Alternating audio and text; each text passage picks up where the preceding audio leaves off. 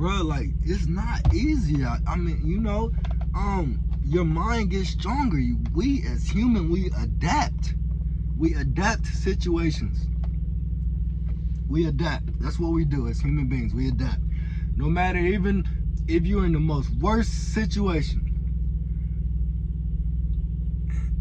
human beings are made to adapt. You know what I mean? And that does not mean it's going to be easier. It means that your mind gets stronger. You know what I mean? You adapt. You adapt. See, some of the worst situations I've ever been in, this is probably the worst situation I've ever been in. I was probably like 19, and I was in a situation to where I was going to be homeless for my first time, right?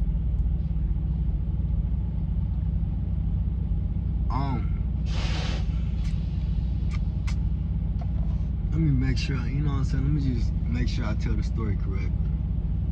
I was going to be homeless for like, it was like the first time I was ever going to be homeless. But at that point, I had the mindset of, I just wanted to explore. I wanted to be out. I wanted to see. I never traveled in my entire life.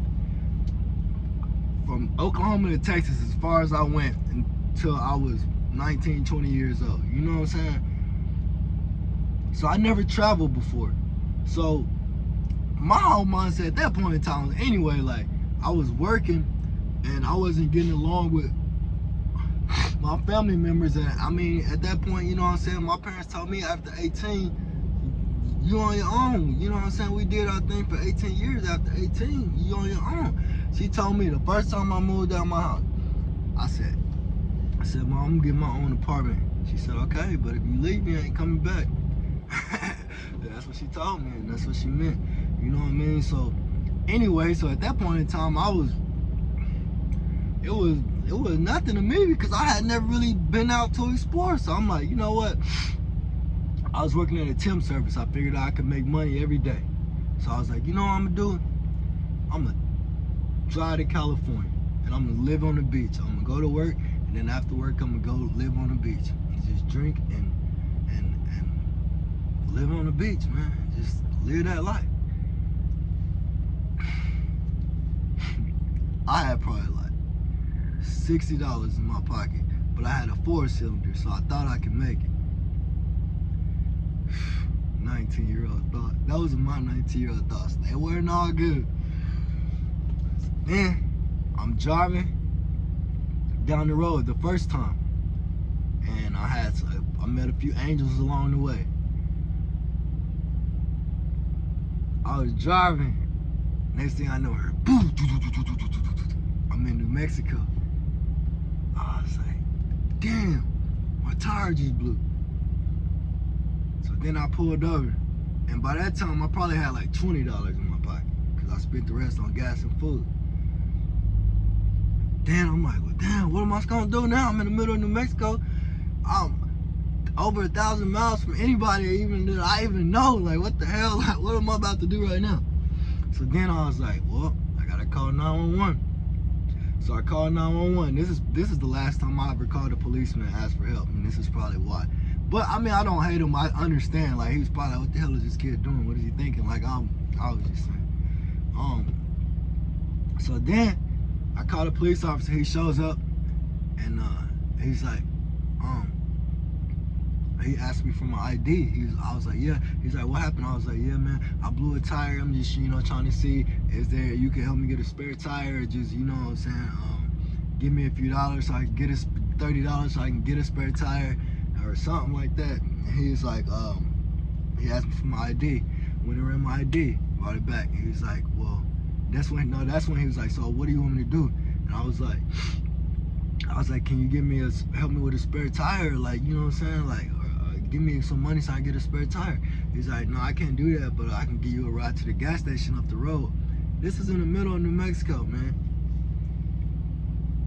Oh, wait, that was the first, wait, okay, because when I got the tire, no.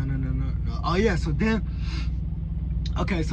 he gave me a ride up to the he dropped me off at the truck stop. So then I walk in there, and I'm just like, well, you know what I'm saying? Now I'm in the truck stop in the middle of New Mexico, in the absolute middle of nowhere. And I'm like, damn, no money in my pocket. So I'm like, well, so I walk inside and the lady's in there. I'm like, hey lady, you know what I'm saying? I just blew a tire. I'm just trying to, you know, get some money so I can buy a new tire with the boo. And she was like, well, she's like, son, I don't have any money, but what you could do is you can see that cardboard over there, you can rip off a piece of there and write you a little note on there and go stand on the side of the road. So I was like, okay. I was like, okay. So then, that's the only thing I could do. Rip the box, roll on the side of the road. When to stand on the side of the road, stand out there for like 30 minutes. A few people drove by, gave me $10 here, $10 there, $20 there. And then I go back inside.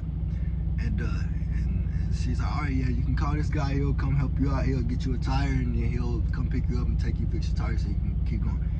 So I was like, all right, cool. Call him.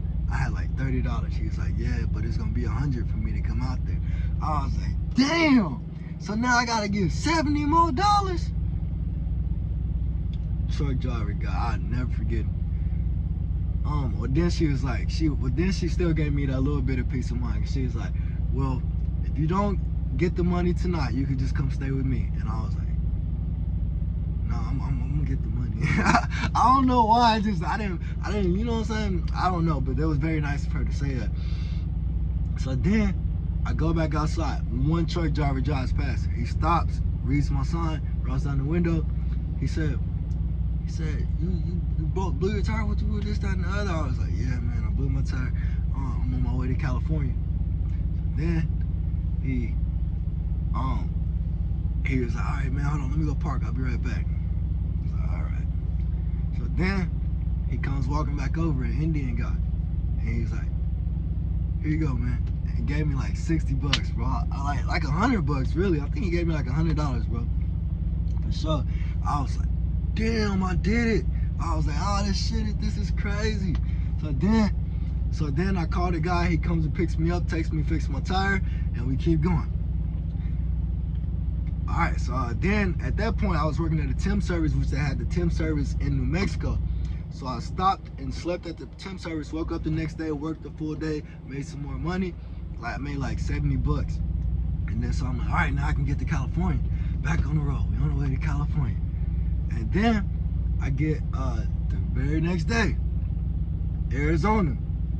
And you know how tires are in Arizona, especially bald ones.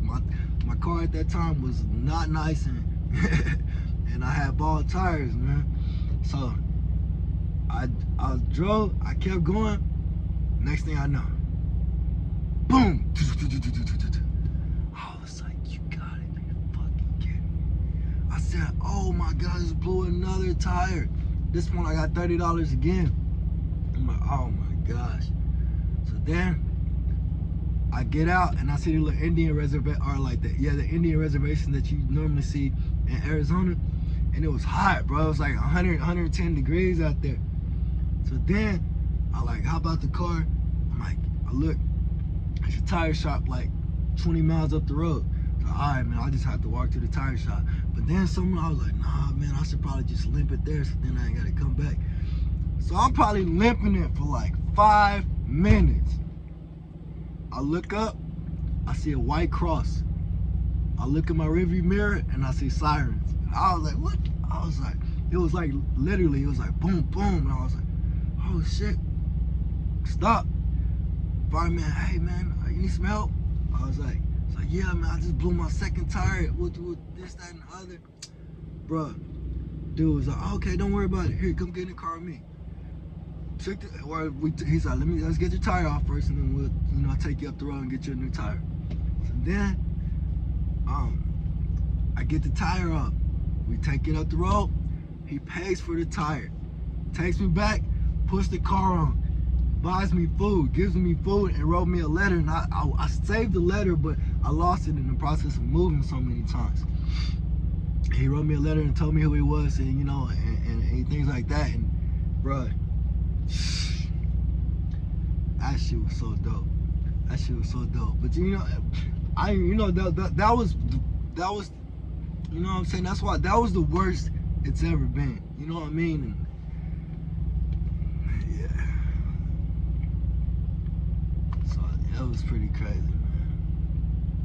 That was pretty crazy. But that is the main reason why, like, even though sometimes I like really messed up stuff happens, like I think of stuff like that and I'm just like, man, you know what I'm saying? Like, even if it didn't happen, I still wouldn't, want to go shoot up a school or something like that. But that's why I just don't understand it, bro. I'm just like, bro, I done been through some bad situations, even situations I may have put myself in. But I still, like, I don't even, you know what I'm saying? Like, whew, Lord help us. Man, help us all, because that's unbelievable.